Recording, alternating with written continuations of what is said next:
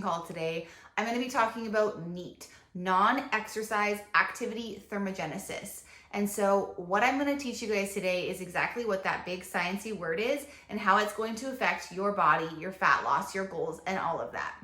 We're going to do this coaching style. So that means I'm just going to talk to you like a friend, like I would to one of my clients. And we're going to dive into the idea that the more we eat, the more we move, and how this kind of plays a part with our fat loss.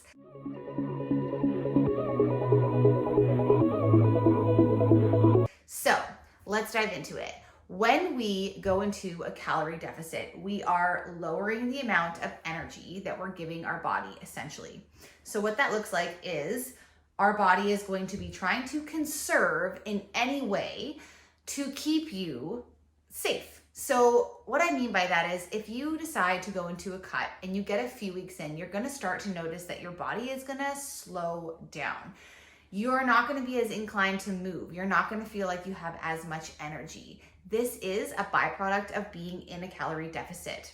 When I'm working with clients, I'm always making sure that we have enough calories to maintain an activity level, but also we will check our smartwatches or in some other way track the amount of movement we are having per day. You will notice when you lower your calories, you tend to gravitate more towards sitting and not moving. And the only way that we can kind of combat that is awareness. So what that looks like is when I am working with a client, I will ask them to track their steps. And the reason I want them to do that is because it's really beneficial for us to be able to see how it changes as we get into this calorie deficit. You might start at the beginning of your deficit and be doing 12,000 steps per day, and it's no problem to you.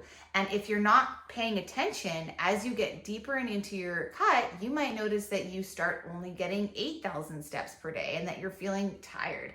And this is one of the biofeedback signs that it's not necessarily a problem to feel a little bit slower and moving a little slower when you're in your calorie deficit, but it is a little bit challenging to navigate because it's kind of a double-edged sword. It's like you go ahead and you eat less because you know you have to eat less to burn calories, to burn body fat, but at the same time you're moving less. So if you do those two things together, that's going to result in you not being able to lose the body fat that you want. And so we kind of need to be paying attention to how many steps we're getting per day and how often we're moving our body. The really cool thing about NEAT is when you start to increase your exercise again, you will notice that you are just doing things that you wouldn't have done before. Like for example, tapping, moving, shaking your foot around, little tiny things like that add up and they pack a punch, and you end up burning way more calories than you actually think that you're burning by doing these small little movements throughout your day. You're also way more inclined to run up your stairs or just basically move faster in your life. I don't know about you guys, but as a mom of 5, I'm a very busy lady. So I'm cleaning, I'm cooking, I'm doing laundry, I'm constantly carrying things up and down these stairs in my home. And I notice that when I'm in a calorie deficit, I definitely feel lazier. I don't want to take that extra trip up the stairs just to drop off something that the kids left in the kitchen. It's inconvenient, it's not super fun, and I feel tired. And so we kind of have to find the right amount of calories specific to you that's going to be in a place where you still have enough energy to do the things in your life, but are also still in a calorie deficit. The cool thing about that is when we think about it and we think about reversing out of our calorie deficit and getting back into maintenance, we do notice that we have more energy again, more energy to do little things. And maybe some of the things that had to kind of fall to the wayside because our energy was lacking come back. And that might look like your house might be just a little bit tidier because you have more energy to move quicker. I think that we don't notice how much the rate in which we're moving and how often we're, changing what we're doing as moms in our homes, that actually adds up to quite a big calorie burn.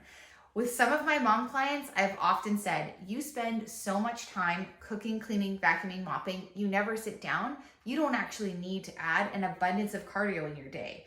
If you were just wearing a smartwatch, you would see that your activity is quite high and that, to be honest, you probably just need to be doing resistance training. you have enough non-exercise activity thermogenesis. Essentially, the movements that we're not controlling, the movements that we're unaware of.